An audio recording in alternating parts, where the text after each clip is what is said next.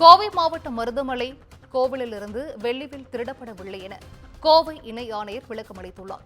நாளை குடமுழுக்கு நடைபெறவுள்ள நிலையில் ரூபாய் 4 லட்சம் மதிப்பிலான செய்தி உண்மையில்லை என இணை ஆணையர் தெரிவித்துள்ளார். திருட்டு சம்பவம் நடைபெற்றது மலை அடிவாரத்தில் உள்ள தனியாருக்கு சொந்தமான தியான மண்டபம் ஆகும் என்றும் இணை ஆணையர் தற்பொழுது விளக்கம் அளித்திருக்கிறார். இதனை அண்மை செய்தியாக பார்த்து வருகிறோம்.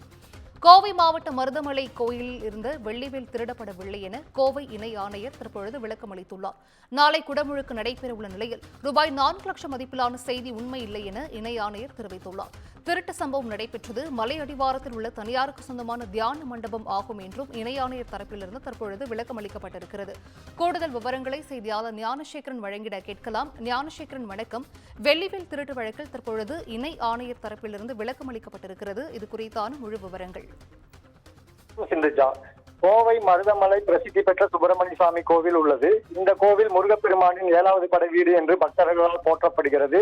இந்த கோவில் கும்பாபிஷேகம் நாளை நடைபெற உள்ள நிலையில் பலத்த போலீஸ் பாதுகாப்பு மருதமலை சுற்றியும் போடப்பட்டுள்ளது. இந்நிலையில் மருதமலையின் அடிவார பகுதியில் வேல் கோட்டம் தியான மண்டபம் தனியாருக்கு சொந்தமானது உள்ளது. இதில் முருகனின் வேல் தத்து ரூபமாக பக்தர்கள் வழிபட்டு வருகின்றனர்.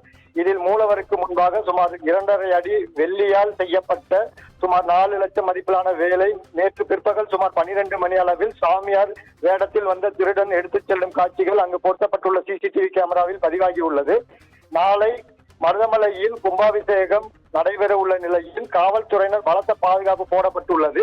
பலத்த போலீஸ் பாதுகாப்பையும் மீறி பட்டப்பகலில் மருதமலை அடிவாரத்தில் உள்ள அந்த தியான கூட்டத்தில் வேல் திருடப்பட்ட சம்பவம் மக்களிடையே அதிர்ச்சியை ஏற்படுத்தியது. இது குறித்தான நாம் செய்தி பதிவு செய்திருந்தோம். இந்நிலையில் இந்து அறநிலையத்துறையினர் கோவில் மருதமலை சுப்பிரமணிய சுவாமி திருக்கோவிலுக்கும் அதற்கும் சம்பந்தம் இல்லை என்றும் தியான மண்டபம் தனியாருக்கு சொந்தமானது என்றும் தெரிவித்துள்ளனர். தியான மண்டபம் இந்து சமய அறநிலையத்துறைக்கு சொந்தமில்லை எனவும் மேலும் மருதமலை திருக்கோயில் நடைபெறவில்லை எனவும் கோவில் மண்டல இணை இயக்குனர் இணை ஆணையர் ரமேஷ் தெரிவித்துள்ளார். சிந்துஜா, விவரங்களை வழங்கியமைக்கு நன்றி ஞானசேகரன்.